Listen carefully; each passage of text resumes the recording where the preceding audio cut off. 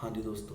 तो मैं फिर उन्होंने कहा कि बई थोड़ी मिस्टेक है, थोड़ा नहीं सी जाना चाहिए।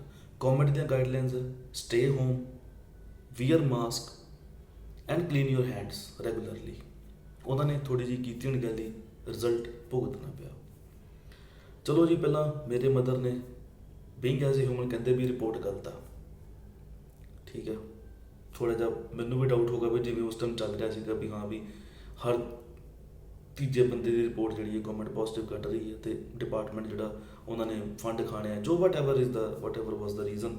ਅਤੇ ਸਾਡੇ ਥੋੜ੍ਹੀ ਮਿਸਅੰਡਰਸਟੈਂਡਿੰਗ ਹੋ ਗਈ। ਮੈਨੂੰ ਹੋ ਗਿਆ ਵੀ ਨਹੀਂ, ਮੇਰਾ ਹੌਸਪੀਟਲ ਹੈ, ਗਲਤ ਰਿਪੋਰਟ ਨਹੀਂ ਹੋ ਸਕਦੀ। ਉਹ ਕਹਿੰਦੇ ਨਹੀਂ, ਤੇਰੇ ਹੌਸਪੀਟਲ ਦੀ ਰਿਪੋਰਟ ਗਲਤ ਹੈ, ਮੈਂ ਪੋਜ਼ੀਟਿਵ ਨਹੀਂ ਹਾਂ। ਇੱਥੋਂ ਸਾਡੇ ਥੋੜ੍ਹੇ ਜਿਹੇ ਗ੍ਰੀਵੈਂਸਿਸ ਵੀ ਹੋ ਗਏ। ਉਹ ਮਾਂ ਪੁੱਤਰ ਆ, ਫਿਰ ਕੀ ਹੋ ਜਾਂਦੇ, ਹਰ ਘਰ 'ਚ ਹੋ ਜਾਂਦੇ, ਭਰਾ ਦੇ ਹੋ ਜਾਂਦੇ, ਪਿਓ ਪੁੱਤ ਦੇ ਹੋ ਜਾਂਦੇ ਆ। ਖੈਰ, ਸਭ ਤੋਂ ਪਹਿਲਾਂ ਸੀਗਾ ਹੁਣ ਇਸ ਚੀਜ਼ 'ਚੋਂ ਕੱਢਣਾ। ਆਪਾਂ ਇਸ ਚੀਜ਼ ਨੂੰ ਬਹੁਤ ਸੀਰੀਅਸਲੀ ਲਿਆ। ਸਾਡੇ ਘਰ ਲੱਕੀਲੀ ਕਿਰਪਾ, ਵੱਡਾ ਘਰ ਆ। ਸਭ ਤੋਂ ਪਹਿਲਾਂ ਆਪਾਂ ਸਾਰੇ ਜਣੇ ਆਈਸੋਲੇਟ ਹੋ ਗਏ।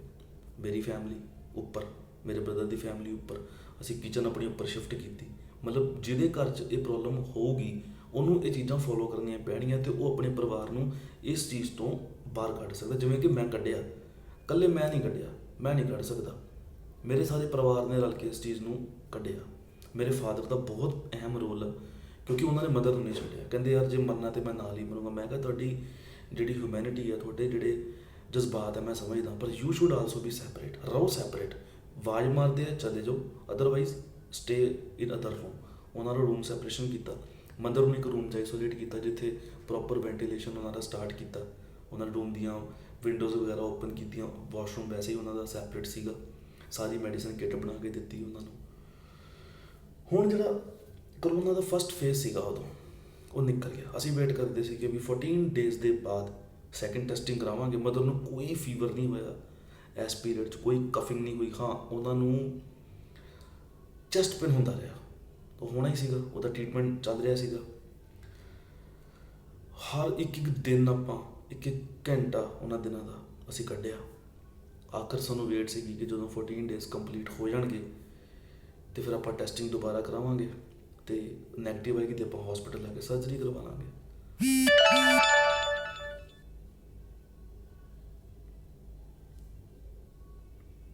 ਤੋ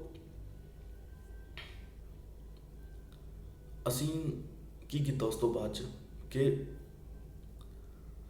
ਆਪਾਂ ਕੀ ਕੀਤਾ, ਕਰਦੇ 14 ਡੇਜ਼ ਕੰਪਲੀਟ ਹੋ ਗਏ। ਮੰਮੀ ਬਿਲਕੁਲ ਠੀਕ ਸੀਗੇ। ਮਤਲਬ ਇਹ 30 ਤਰੀਕ ਦੀ ਗੱਲ ਹੈ, 30 ਸਤੰਬਰ। ਹੁਣ ਅਸੀਂ ਕਿਹਾ ਵੀ ਟੈਸਟ ਵੀ, ਜੇ ਮਦਰ ਨੂੰ ਸੀਗਾ ਮਤਭੇਦ ਥੋੜ੍ਹਾ ਜਿਹਾ ਵੀ ਹੌਸਪੀਟਲ ਦੀ ਰਿਪੋਰਟ ਜਿਹੜੀ ਹੈ ਓਥੈਂਟਿਕ ਨਹੀਂ ਹੈ, ਅਸੀਂ ਕਿਹਾ ਵੀ ਟੈਸਟਿੰਗ ਬਾਹਰੋਂ ਕਰਾਉਂਦੇ ਹਾਂ, ਸਿਵਲ 'ਚੋਂ ਕਰਾਵਾਂਗੇ ਐਤਕੀ। ਅਤੇ ਮੇਰਾ ਬ੍ਰਦਰ ਉਹਨਾਂ ਨੂੰ ਲੈ ਗਿਆ ਸਿਵਲ ਹੌਸਪੀਟਲ 'ਚ, ਸੈਂਪਲ ਦੇ ਕੇ ਆਏ। ਆ ਕੇ ਬਸ ਅਸੀਂ ਵੇਟ ਕਰ ਰਹੇ ਸੀਗੇ। ਮੈਂ ਹੌਸਪੀਟਲ ਫੋਨ ਕਰਤਾ ਸੀਗਾ ਵੀ ਪਰਸੋਂ ਉਹਨਾਂ ਦੀ ਰਿਪੋਰਟ ਆ ਜਾਣੀ ਆ ਅਤੇ ਉਸ ਤੋਂ ਬਾਅਦ ਸਰਜਰੀ ਜਿਹੜੀ ਇਸ ਹਫ਼ਤੇ 'ਚ ਆਪਾਂ ਕਰ ਦੇਣੀ ਆ। ਸਟਾਫ, ਡਾਕਟਰ ਸਭ ਰੈਡੀ ਸੀਗੇ ਅਤੇ ਆਲ ਆਰ ਜਸਟ ਰੈਡੀ ਵੀ ਹਾਂ ਵੀ ਜਦੋਂ ਆਇਆ ਆਪਾਂ ਤੇਰਾ ਕਰ ਦੇਣਾ, ਤੇਰਾ ਪ੍ਰਾਇਓਰਟੀ ਬੇਸ 'ਤੇ ਕਰਾਂਗੇ। ਮੇਰੇ ਮਦਰ ਆ, ਉਹ ਤੋਂ ਲੋੜ ਵੀ ਉਹਨਾਂ ਨੂੰ ਹੈ। ਇੰਨੇ ਮਹੀਨੇ ਹੋ ਗਏ TVD ਚੱਲ ਰਹੀ ਹੈ ਅਤੇ bypass is the only alternate option. 3 ਤਰੀਕ ਨੂੰ ਦੁਬਾਰਾ ਮੈਸੇਜ ਆਇਆ, ਅਗੇਨ ਰਿਪੋਰਟ ਪੋਜ਼ੀਟਿਵ। ਹੁਣ ਉਹ ਰਿਪੋਰਟ ਜਿਹੜੀ ਸੀਗੀ ਉਹਨੂੰ ਚੈਲੰਜ ਕੀਤਾ ਜਾ ਸਕਦਾ ਸੀਗਾ, ਲੇਕਿਨ ਇਸ ਰਿਪੋਰਟ ਦੇ ਆਉਣ ਤੋਂ ਬਾਅਦ 'ਚ ਚੈਲੰਜ ਕਰਨ ਦੀ ਕੋਈ ਗੁੰਜਾਇਸ਼ ਨਹੀਂ ਰਹਿ ਗਈ। ਹੁਣ ਮੇਰੇ ਮਦਰ ਨੂੰ ਵੀ ਅੰਦਰੋਂ ਹੋ ਗਿਆ ਵੀ ਹੁਣ ਪੋਜ਼ੀਟਿਵ ਸੀਗੇ। ਹੁਣ ਕੀ ਹੋਇਆ, ਹੁਣ ਅਸੀਂ ਫਿਰ ਵੇਟ ਕਰਨੀ ਸੀਗੀ 14 days the, 10 days 14 days at least for next sampling. ਪਰ ਹੁਣ ਹੋਇਆ ਕਿ ਜਦੋਂ ਸੈਕਿੰਡ ਰਿਪੋਰਟ ਪੋਜ਼ੀਟਿਵ ਆ ਗਈ, ਉਹ ਵੀ ਕਿਸੇ ਦੂਜੇ ਸੋਰਸ ਤੋਂ, ਅਤੇ ਪੇਸ਼ੈਂਟ ਦਾ ਜਿਹੜਾ ਮੋਰਾਲ ਸੀਗਾ ਉਹ ਡਾਊਨ ਹੋ ਗਿਆ। ਇੱਕ ਤਾਂ ਉੱਤੋਂ ਹਾਰਟ ਪ੍ਰੋਬਲਮ ਅਤੇ ਉੱਤੋਂ ਰਿਪੋਰਟ ਪੋਜ਼ੀਟਿਵ ਆ ਗਈ, ਅਤੇ ਉਹਨਾਂ ਦੀ ਕੰਡੀਸ਼ਨ ਫਰੈਂਡਸ ਤੁਸੀਂ ਬਿਲੀਵ ਕਰੋ, 3 ਤਰੀਕ ਰਿਪੋਰਟ ਆਈ ਅਤੇ 5 ਤਰੀਕ ਨੂੰ ਉਹਨਾਂ ਦੀ ਜਿਹੜੀ ਕੰਡੀਸ਼ਨ ਸੀਗੀ ਕਿ she was just about to die. ਇਹ ਕੰਡੀਸ਼ਨ ਇੰਨੀ ਜ਼ਿਆਦਾ, ਮਤਲਬ 2 ਦਿਨ 'ਚ ਸੈਕਿੰਡ ਰਿਪੋਰਟ ਆਉਣ ਤੋਂ ਬਾਅਦ 'ਚ ਇੰਨੀ ਜ਼ਿਆਦਾ ਕੰਡੀਸ਼ਨ ਉਹਨਾਂ ਦੀ ਡੈਟੀਰੋਰੇਟ ਹੋ ਗਈ। ਹੁਣ ਇੰਨੀ ਜ਼ਿਆਦਾ ਡੈਟੀਰੋਰੇਸ਼ਨ ਤੋਂ ਬਾਅਦ 'ਚ ਬਿਲਕੁਲ ਰੂਮ 'ਚ ਸੀਗੇ। ਉਹਨਾਂ ਦੀ ਜਿੱਦ ਸੀਗੀ ਕਿ ਮੈਂ ਕੁਆਰੰਟੀਨ ਸੈਂਟਰ ਨਹੀਂ ਜਾਣਾ। ਬੜੇ ਹੱਥ ਪੈਰ ਜੋੜੇ ਆਪਾਂ ਵੀ ਚਲੇ ਜਾਓ। Just for 7 days.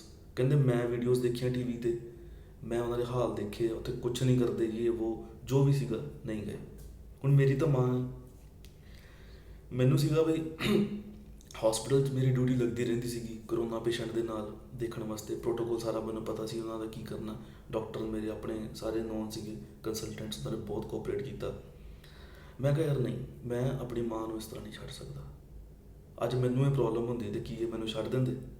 ਸਿਮਿਲਰਲੀ ਮੈਂ ਉਸ ਦਿਨ ਸਾਰੀ ਤਿਆਰੀ ਕੀਤੀ। ਮੈਂ ਕਿਹਾ ਹੁਣ ਜੋ ਹੋਣਾ ਨਾ, ਪਰ ਇਨ ਪ੍ਰੀਕਾਸ਼ਨਸ ਮੈਂ ਗਾਊਨ ਪਾਇਆ, ਨਵੀਂ ਡਰੈਸ ਲਈ, ਪੀਪੀ ਕਿੱਟ ਲਈ, ਮਾਸਕ ਡਬਲ ਲਾਏ, N90 ਮਾਸਕ ਲਿਆ ਤੇ ਸਾਰੇ ਇੰਜੈਕਸ਼ਨਸ ਪੂਰੀ ਕਿੱਟ ਰੈਡੀ ਕੀਤੀ ਸੈਪਰੇਟ। ਅੰਦਰ ਰੂਮ 'ਚ ਇੱਕ ਟੇਬਲ ਲਗਾਇਆ ਟ੍ਰੀਟਮੈਂਟ ਵਾਸਤੇ, ਠੀਕ ਹੈ। ਹੁਣ ਮੰਮੀ ਨੂੰ ਲੋੜ ਸੀਗੀ ਇੰਜੈਕਸ਼ਨਸ ਦੀ, ਗਲਵਸ, ਐਵਰੀਥਿੰਗ। ਉਸ ਤੋਂ ਬਾਅਦ ਡਿਸਕਾਰਡ ਕਰਨਾ ਹਰ ਚੀਜ਼, ਉਹ ਵੀ ਕਰੋਨਾ ਡਾਇਰੈਕਟ ਪੇਸ਼ੈਂਟ ਨੂੰ। ਘਰ 'ਚ ਬੱਚੇ ਵੀ ਆ, 2 ਬੱਚੇ ਵੀ ਆ ਸਾਡੇ ਘਰ 'ਚ। ਸਾਨੂੰ ਉਹਨਾਂ ਦਾ ਵੀ ਡਰ ਸੀਗਾ। ਇੱਕ ਨੂੰ ਤਾਂ ਆਪਾਂ ਭੇਜਤਾ, ਉਹਦੇ ਨਾਨਕੇ ਲੋਕਲ ਸੀਗੇ, ਲੇਕਿਨ ਇੱਕ ਜਿਹੜਾ ਸੀਗਾ ਉਹ ਨਹੀਂ ਸੀ ਜਾ ਸਕਦਾ, ਉਹਦੇ ਨਾਨਕੇ ਅਦਰ ਸਟੇਟ 'ਚ, ਅਤੇ ਉਹ ਵੀ ਕਾਂਟ ਸੈਂਡ ਹਿਮ, ਅਤੇ ਉਹ ਅਸੀਂ ਉਹਨੂੰ ਭੇਜ ਵੀ ਨਹੀਂ ਸਕਦੇ ਸੀ ਤਾਂ ਸਾਡੇ ਤੋਂ ਬਿਨਾਂ, ਅਤੇ ਮੈਂ ਛੱਡ ਕੇ ਜਾਣਾ ਨਹੀਂ ਸੀ ਘਰ। ਉਸ ਪੀਰੀਅਡ 'ਚ ਸਾਡੇ ਘਰ ਹਰ ਬੰਦੇ ਨੇ ਕੋਆਪਰੇਟ ਕੀਤਾ, ਕੋਈ ਛੱਡ ਕੇ ਨਹੀਂ ਭੱਜਿਆ, ਕੋਈ ਨਹੀਂ ਭੱਜਿਆ ਛੱਡ ਕੇ। ਸਾਰਿਆਂ ਨੂੰ ਮੈਂ ਡਿਊਟੀਆਂ ਲਾਤੀਆਂ। ਕਹਿੰਦੇ ਵੀ ਤੂੰ ਲੀਡ ਕਰ, ਤੂੰ ਡਾਕਟਰ ਹੈ, ਤੂੰ ਸਾਂਭ ਸਕਦਾ।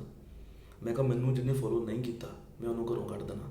ਬਹੁਤ ਸਟ੍ਰਿਕਟਲੀ ਮੈਂ ਚੱਲਿਆ ਉਸ ਪੀਰੀਅਡ 'ਚ, ਬਹੁਤ ਹੀ ਜ਼ਿਆਦਾ। ਬਹੁਤ ਗ੍ਰੀਵੈਂਸਿਸ ਹੋਏ ਮੇਰੇ ਉਦੋਂ ਆਪਣੇ ਪੇਰੈਂਟਸ, ਆਪਣੇ ਫੈਮਿਲੀ ਮੈਂਬਰਸ, ਪਰ ਮੈਂ ਪਰਵਾਹ ਨਹੀਂ ਕੀਤੀ ਕਿਉਂਕਿ ਉਹ ਫੇਸ ਸੀਗਾ ਵੀ ਉਸ ਤੋਂ ਬਾਅਦ ਹੋਇਆ ਕਿ ਮੇਰੇ ਫਾਦਰ ਨੂੰ ਫੀਵਰ ਹੋ ਗਿਆ, ਬ੍ਰਦਰ ਨੂੰ ਹੋ ਗਿਆ, ਜਿਹਨੂੰ ਹੁੰਦਾ ਕਿ ਆਪਾਂ ਉਹਨੂੰ ਸੈਪਰੇਟ ਕਮਰੇ ਸਾਡੇ ਕੋਲ ਬਹੁਤ ਆ, ਕਿਰਪਾ ਬਾਬੇ ਦੀ, ਆਪਾਂ ਉਹਨੂੰ ਸੈਪਰੇਟ ਕਰ ਦੇਗੇ।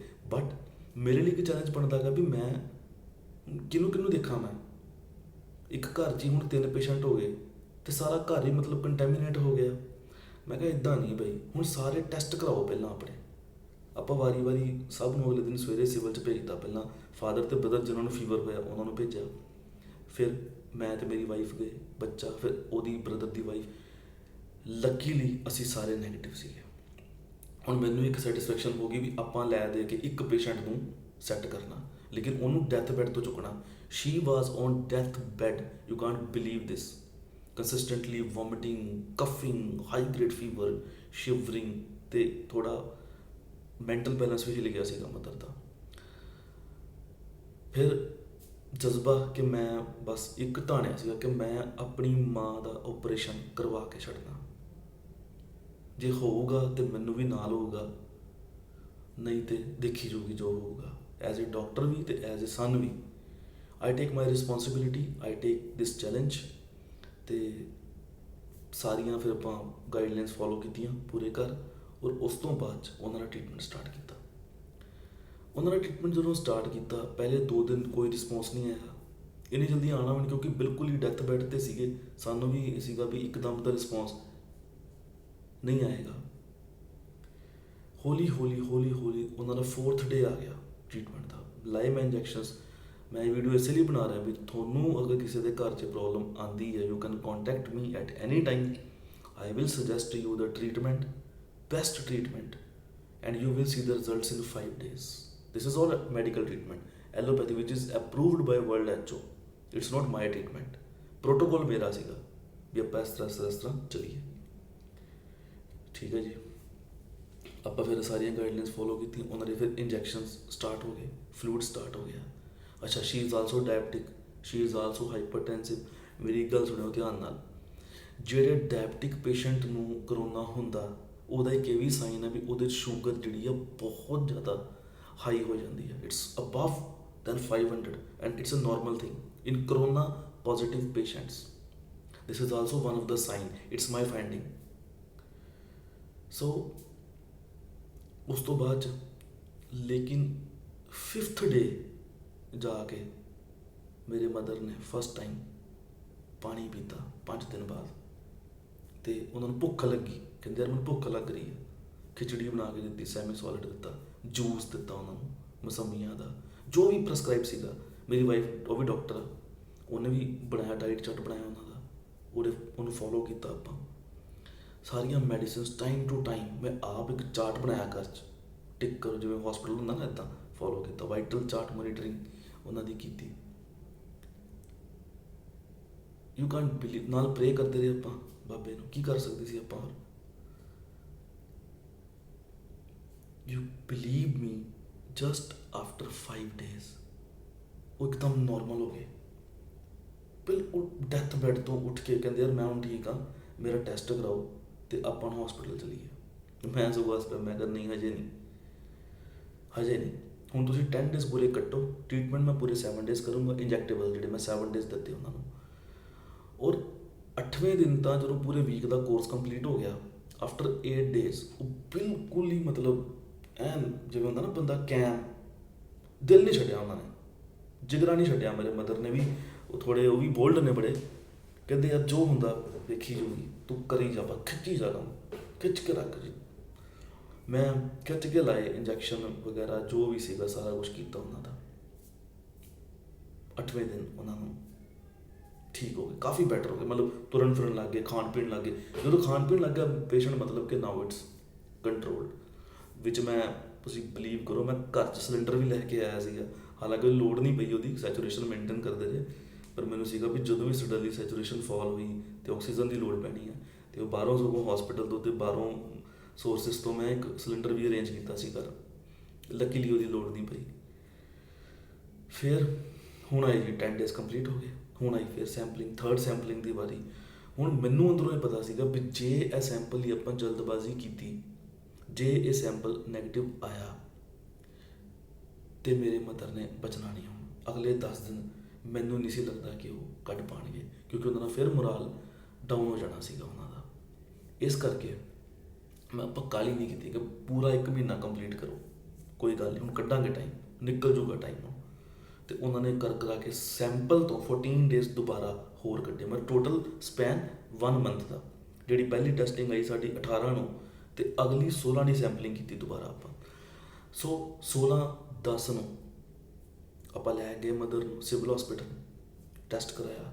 ਹੁਣ ਸਭ ਦੇ ਦਿਲ ਘਰ 'ਚ ਕਾਉਂ, ਮੇਰੇ ਮਦਰ ਦਾ ਵੀ, ਮੇਰਾ ਵੀ, ਮੇਰੇ ਫਾਦਰ ਦਾ ਵੀ, ਬਈ ਪਤਾ ਨਹੀਂ ਕੀ ਬਣੂਗਾ। 17 ਤਰੀਕ ਰਾਤ ਨੂੰ ਅਸੀਂ ਖਾਣਾ ਖਾ ਕੇ ਜੇ ਬੈਠੇ ਸੀਗੇ, ਮੈਨੂੰ ਮੈਸੇਜ ਆਇਆ ਡਿਪਾਰਟਮੈਂਟ 'ਚੋਂ ਦੁਬਾਰਾ ਕਿ ਜਿਹੜੇ ਟੈਸਟ ਕੱਲ੍ਹ RT-PCR ਲਈ COVID-19 ਦਾ ਸੈਂਪਲ ਲਿਆ ਗਿਆ ਸੀਗਾ, ਉਹ ਨੈਗੇਟਿਵ ਆਇਆ। So this is the moment which actually we have spent in our house like a birthday. ਆਪਾਂ ਰਾਤ ਨੂੰ ਉਹਨੂੰ ਸੈਲੀਬ੍ਰੇਟ ਕੀਤਾ, ਕਿਉਂਕਿ ਇਸ ਪੀਰੀਅਡ ਦੇ ਵਿੱਚ ਮੇਰਾ ਬਰਥਡੇ ਲੰਘਿਆ, ਮੇਰੀ ਵਾਈਫ ਦਾ ਬਰਥਡੇ ਲੰਘਿਆ, ਹੋਰ ਇਵੈਂਟਸ ਲੰਘੇ, ਦੇ all are just nothing for us. ਅਸੀਂ ਤਾਂ ਕੀ ਇੰਜੋਏ ਕਰਨਾ ਸੀ, ਘਰ 'ਚ ਮਦਰ, ਇੱਕ ਬੰਦਾ ਡੈਥ ਬੈੱਡ 'ਤੇ ਪਿਆ।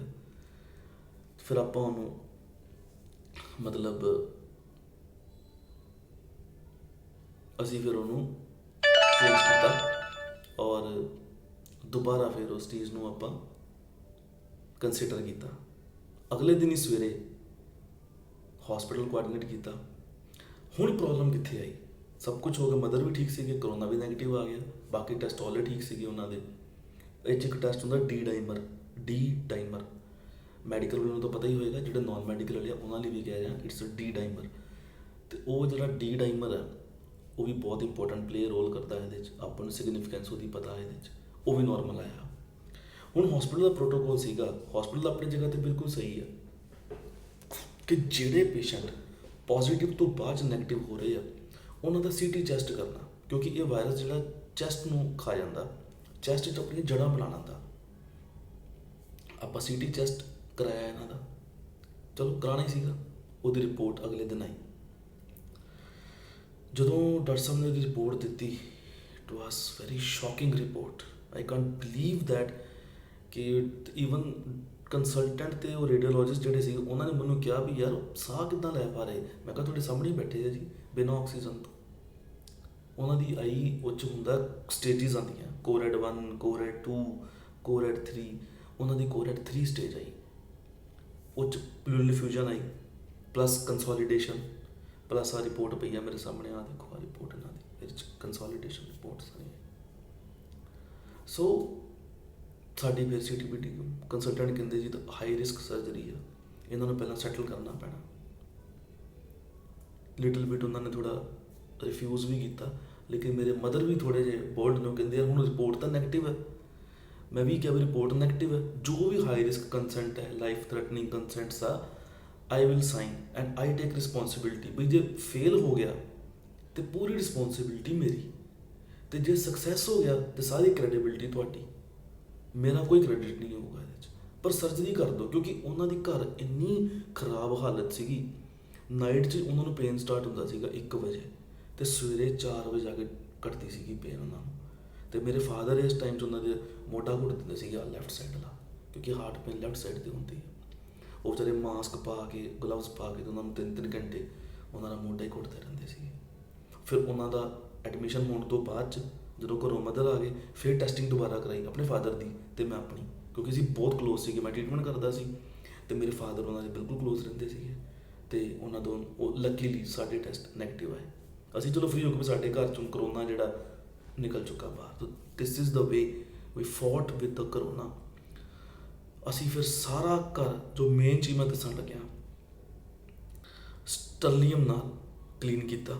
ਕਿਸ ਤਰ੍ਹਾਂ ਇੱਕ ਹੈਂਡਲ, ਡੋਰ, ਟੈਪਸ, ਈਵਨ ਕਿਚਨ ਦੇ ਜਿਹੜੇ ਕਲਿਪਸ ਸੀਗੇ, ਡੋਰ ਹੈਂਡਲਸ, ਉਹ ਵੀ, ਚੇਅਰਸ, ਟੇਬਲ, ਥੱਲੇ ਮਦਰ ਦਾ ਰੂਮ ਤੇ ਖੈਰ ਧੋ ਹੀ ਦਿੱਤਾ ਸਾਰਾ।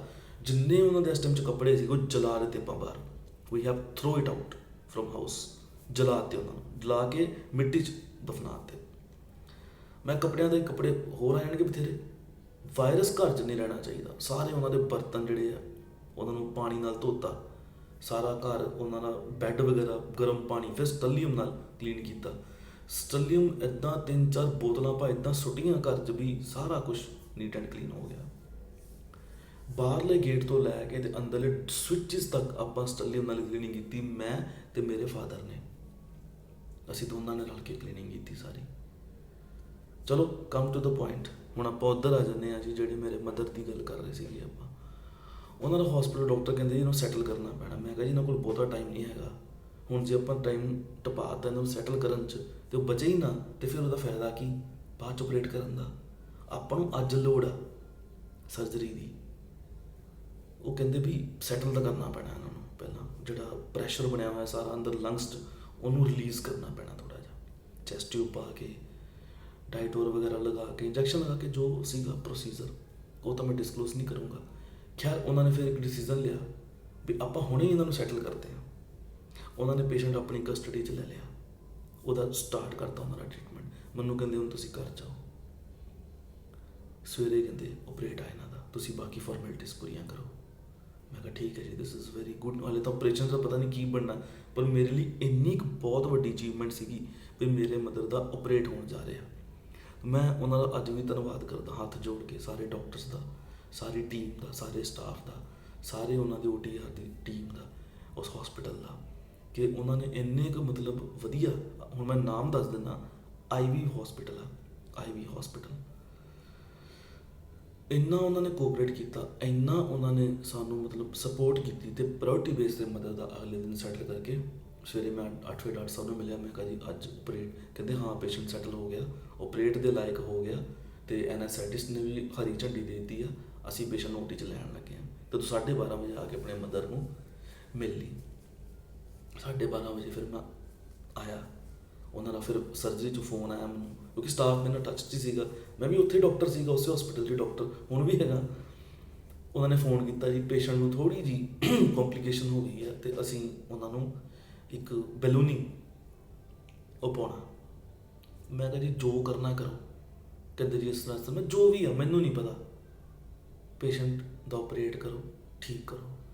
ਜੇ ਫੇਲ ਹੁੰਦਾ ਤਾਂ ਸਾਰੀ ਰਿਸਪੋਂਸੀਬਿਲਿਟੀ ਮੇਰੀ ਆ, ਅਤੇ ਜੇ ਸਕਸੈਸ ਹੁੰਦਾ ਅਤੇ ਉਹਦੀ ਸਾਰੀ ਕ੍ਰੈਡੀਬਿਲਿਟੀ ਤੁਹਾਡੀ, ਜੋ ਕਿ ਵਾਕਿਆ ਬਣਦਾ ਵੀ ਹੈ। ਪੇਸ਼ੈਂਟ ਨੂੰ ਠੀਕ ਤਾਂ ਆਪਰੇਟ ਨਾਲ ਹੀ ਹੋਣਾ। ਇਹ ਜੋ ਆਪਾਂ ਘਰ 'ਚ ਟਰੀਟਮੈਂਟ ਕੀਤਾ, ਘਰ 'ਚ ਫੋਲੋ ਕੀਤਾ, ਅਤੇ ਉਹ ਤਾਂ ਚਲੋ ਇੱਕ ਆਪਣੀ ਡਿਊਟੀ ਹੈ, ਇੱਕ ਮੋਰਲ ਡਿਊਟੀ ਹੈ, ਲੇਕਿਨ ਐਕਚੁਅਲੀ ਟਰੀਟਮੈਂਟ ਤਾਂ ਉਹਦੀ ਸਰਜਰੀ ਹੈ ਨਾ ਪੇਸ਼ੈਂਟ ਦੀ, ਅਤੇ ਉਹ ਤਾਂ ਤੁਸੀਂ ਕਰਨੀ ਹੈ। ਚਲੋ ਉਹਨਾਂ ਨੇ ਫਿਰ ਮਤਲਬ ਕਰਤਾ। 12:30 ਵਜੇ ਪੇਸ਼ੈਂਟ ਬਾਹਰ ਆ ਗਿਆ। ਮੈਂ ਗਿਆ, ਮੈਂ ਕਿਹਾ ਜੀ ਮਦਰ ਮੇਰੇ, ਕਹਿੰਦੇ ਉਹ ਸਾਹਮਣੇ ਨੇ। ਉਦੋਂ ਵੈਂਟੀਲੇਟਰ 'ਤੇ ਸੀਗੇ, ਕਾਫੀ 7-8 ਸਿਰਿੰਜ ਪੰਪ ਚੱਲ ਰਹੇ ਸੀਗੇ, 5-6 ਟਿਊਬਾਂ ਪਾਈਆਂ ਸੀਗੀਆਂ ਉਹਨਾਂ ਨੂੰ, ਜਿਵੇਂ ਆਪਾਂ ਡੇਲੀ ਦੇਖਦੇ ਹੀ ਹਾਂ। ਖੈਰ ਸਾਡੇ ਲਈ ਨੋਰਮਲ ਚੀਜ਼ ਸੀ, ਡੇਲੀ ਪੇਸ਼ੈਂਟ ਦੇਖਦੇ ਸੀਗੇ, ਪਰ ਫਿਰ ਵੀ ਦੂਜੇ ਪੇਸ਼ੈਂਟ ਨੂੰ ਦੇਖਣਾ ਅਤੇ ਆਪਦੀ ਮਾਂ ਨੂੰ ਦੇਖਣਾ ਉਸੇ ਬੈੱਡ 'ਤੇ, ਉਹਨਾਂ ਕੰਡੀਸ਼ਨ ਥੋੜ੍ਹਾ ਫਰਕ ਹੁੰਦਾ ਚੀਜ਼ ਦਾ। ਤਾਂ ਦੇਖਿਆ ਮੈਂ, ਚਲੋ ਮੈਨੂੰ ਇੰਨੀ ਖੁਸ਼ੀ ਸੀਗੀ ਬਈ ਉਹ ਠੀਕ ਸੀਗੇ, ਉਹਨਾਂ ਦੀ ਸਰਜਰੀ ਜਿਹੜੀ ਆ ਉਹ ਸਕਸੈਸ ਹੋਈ। ਅਤੇ ਮੈਂ ਉਦੋਂ ਹੀ ਸੋਚਿਆ ਕਿ ਮੈਂ ਯਾਰ ਇਹ ਆਪਣਾ ਜਿਹੜਾ ਇਹ ਕਿੱਸਾ ਇਹ ਮੈਂ YouTube 'ਤੇ ਜ਼ਰੂਰ ਸ਼ੇਅਰ ਕਰੂੰਗਾ, ਹੋਰਾਂ ਨੂੰ ਵੀ ਅਵੇਅਰ ਕਰੀਏ ਵੀ ਇਸ ਤਰ੍ਹਾਂ ਇਸ ਚੀਜ਼ ਤੋਂ ਬਚਿਆ ਜਾ ਸਕਦਾ। ਜਿਹੜਾ ਟ੍ਰੀਟਮੈਂਟ ਪ੍ਰੋਟੋਕੋਲ ਆ ਉਹ ਤੁਸੀਂ ਆਪਣੇ ਕੰਸਲਟੈਂਟ ਨਾਲ ਕੰਸੀਡਰ ਕਰ ਸਕਦੇ ਹੋ। ਬਾਕੀ ਜਿਹੜੀਆਂ ਘਰ 'ਚ ਚੀਜ਼ਾਂ ਫੋਲੋ ਕੀਤੀਆਂ ਮੈਂ ਤੁਹਾਨੂੰ ਦੱਸ ਦਿੱਤੀਆਂ। ਹਾਂ, ਇਹਦੇ ਜਿਹੜਾ ਮੇਨ ਰੋਲ ਸੀਗਾ ਉਹ ਸੀਗਾ ਸਟੀਮ ਦਾ। ਕੋਵਿਡ ਪੇਸ਼ੈਂਟ ਨੂੰ ਜਿਹੜੀ ਸਟੀਮ ਇਨਹੇਲੇਸ਼ਨ ਆ ਉਹ ਬਹੁਤ ਮੈਂਡੇਟਰੀ ਆ, ਬਹੁਤ ਇੰਪੋਰਟੈਂਟ ਚੀਜ਼ ਆ। ਉਹਦੇ ਨਾਲ ਛਾਤੀ ਖੁੱਲ੍ਹ ਜਾਂਦੀ ਆ ਆਪਣੀ, ਉਹ 'ਚੋਂ ਵਾਇਰਸ ਫਿਰ ਬਾਹਰ ਆ ਜਾਂਦਾ। ਨੈਬੂਲਾਈਜ਼ ਦਾ ਇੰਨਾ ਇਫੈਕਟ ਨਹੀਂ ਹੁੰਦਾ ਜਿੰਨਾ ਸਟੀਮ ਦਾ ਹੁੰਦਾ। ਨੋਰਮਲ ਵਾਟਰ ਨਾਲ, RO ਦੇ ਪਾਣੀ ਨਾਲ ਆਪਾਂ ਉਹਨਾਂ ਨੂੰ ਸਟੀਮ ਦੇ ਸਕਦੇ ਹਾਂ। ਦੂਸਰੀ ਚੀਜ਼, ਫਿਰ ਆਪਾਂ ਉਹਨਾਂ ਦਾ ਆਪਰੇਟ ਹੋ ਗਿਆ, ਅਗਲੇ ਦਿਨ ਦੇ ਹੋਰ ਠੀਕ ਹੋ ਗਏ, ਤੀਜੇ ਦਿਨ ਹੋਰ, 5 ਦਿਨ ਬਾਅਦ ਉਹ ਛੁੱਟੀ ਹੋ ਕੇ ਘਰ ਆਏ, ਉਹਨਾਂ ਦਾ ਵੈਲਕਮ ਕੀਤਾ। ਫਿਰ ਆਪਾਂ ਸੈਲੀਬ੍ਰੇਟ ਕੀਤਾ ਬਈ ਯਾਰ ਅਸੀਂ ਹੁਣ ਅਚੀਵ ਕੀਤਾ। ਅਤੇ ਮੇਰੇ ਫਾਦਰ ਨੇ ਮੈਨੂੰ ਪਹਿਲੀ ਵਾਰੀ ਕਿਹਾ ਹੋਣਾ ਉੱਦਾਂ ਬਈ ਯਾਰ ਬਹੁਤ ਵਧੀਆ, you have played a wonderful role. ਅਤੇ ਮੈਂ ਕਿਹਾ ਨਹੀਂ, ਪਰ ਰੋਲ ਸਾਰਿਆਂ ਦਾ ਹੀ ਆ, ਮੇਨ ਤੁਹਾਡਾ ਵੀ ਆ, ਤੁਸੀਂ ਵੀ ਨਾਲ ਰਹੇ ਹੋ ਮੇਰੇ ਮਦਰ ਦੇ। ਅਤੇ ਆਪਣਾ ਸਮਝ ਕੇ ਸਭ ਨੇ ਆਪਣੀ ਆਪਣੀ ਡਿਊਟੀਜ਼ ਜਿਹੜੀਆਂ ਘਰ 'ਚ ਜਿੰਨੇ ਮੈਂਬਰ ਸੀਗੇ ਸਾਰਿਆਂ ਨੇ ਆਪਣੀਆਂ ਡਿਊਟੀਜ਼ ਜਿਹੜੀਆਂ ਬਖੂਬੀ ਨਿਭਾਈਆਂ। ਅਤੇ ਅੱਜ ਉਹ ਬਿਲਕੁਲ ਵਧੀਆ ਲਾਈਫ ਸਪੈਂਡ ਕਰ ਰਹੇ ਆ। ਅਤੇ ਮੈਂ ਦਿਲੋਂ ਧੰਨਵਾਦ ਕਰਦਾ, ਥੈਂਕਸ ਕਰਦਾ ਉਸ ਟੀਮ ਨੂੰ, ਡਾਕਟਰਸ ਨੂੰ, ਕੰਸਲਟੈਂਟ ਨੂੰ, ਸਰਜਨ ਨੂੰ, ਐਨਸਥੈਟਿਸਟ ਨੂੰ, ਸਟਾਫ ਨੂੰ, ਚਾਹੇ ਉਹ OT ਦਾ ਅਤੇ ਚਾਹੇ ਉਹ ਬਾਹਰ ਨਰਸਿੰਗ ਸਟਾਫ ਹੈ, ਉਹ ਜਿਹੜੇ ਔਨ ਡਿਊਟੀ ਮੈਡੀਕਲ ਆਫਿਸਰ ਸੀਗੇ ਬਹੁਤ ਹੀ ਕੋਆਪਰੇਟਿਵ ਸੀਗੇ ਉਹ ਵੀ। ਅਤੇ ਜਿਹੜੇ ਇੰਚਾਰਜ ਸੀਗੇ ਉਹ ਵੀ ਬਹੁਤ ਜ਼ਿਆਦਾ ਉਹਨਾਂ ਨੇ ਕੋਆਪਰੇਟ ਕੀਤਾ ਉਹਨਾਂ 5-6 days। ਮੈਂ ਸਾਰਿਆਂ ਦਾ ਹੱਥ ਜੋੜ ਕੇ I am very thankful to them.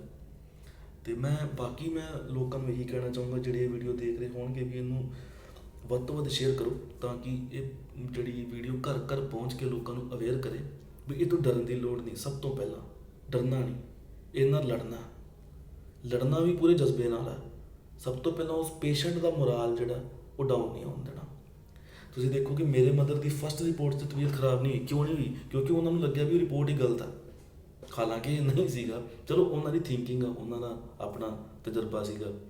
ਲੇਕਿਨ ਜਦੋਂ ਸੈਕਿੰਡ ਰਿਪੋਰਟ ਵੀ ਪੋਜ਼ੀਟਿਵ ਆਈ ਅਤੇ ਉਹਨਾਂ ਨੂੰ ਵਾਕਈ ਪਤਾ ਲੱਗ ਗਿਆ ਵੀ ਯਾਰ ਮੇਰੇ ਅੰਦਰ ਕਰੋਨਾ ਹੈਗਾ।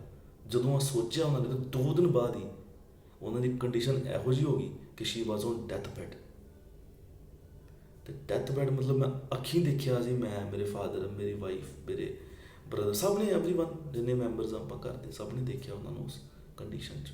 ਅਤੇ and she still refuse that. ਮੈਂ ਕੁਆਰੰਟੀਨ ਸੈਂਟਰ ਡਿਪਾਰਟਮੈਂਟ 'ਚ ਫੋਨ ਆਇਆ 1-2 ਵਾਰੀ ਵੀ ਅਸੀਂ ਪੇਸ਼ੈਂਟ ਨੂੰ ਲੈ ਕੇ ਜਾਣਾ, ਪੇਸ਼ੈਂਟ ਨੂੰ ਚੈੱਕ ਕਰਨਾ। ਮੈਂ ਕਿਹਾ ਆਓ ਜੀ, ਸਦਕੇ ਆਓ, ਮਨਾਓ ਇਹਨਾਂ ਨੂੰ ਅਤੇ ਲੈ ਕੇ ਜਾਓ ਅਗਰ ਜਾਂਦੇ ਆ ਤਾਂ। ਉਹ ਕਹਿੰਦੇ ਮੈਂ ਜਾਣਾ ਹੀ ਨਹੀਂ। ਉਹਨਾਂ ਨੇ ਕੰਸੈਂਟ ਭਰਤਾ ਕਿ ਮੈਂ ਨਹੀਂ ਜਾਣਾ। ਡਿਪਾਰਟਮੈਂਟ ਨੇ ਖੈਰ ਬਹੁਤਾ ਨਹੀਂ ਕੋਲਿਆ ਸਾਨੂੰ, 1-2 ਵਾਰੀ ਫੋਨ ਆਏ। ਮੁੜ ਕੇ ਮੈਂ ਵੀ ਉਹਨਾਂ ਨਾਲ ਕੰਟੈਕਟ ਕੀਤਾ ਵੀ ਦੁਬਾਰਾ ਸੈਂਪਲਿੰਗ ਘਰੇ ਕਰ ਦਿਓ, ਨਹੀਂ ਕੀਤੀ ਉਹਨਾਂ ਨੇ, ਕਹਿੰਦੇ ਘਰੇ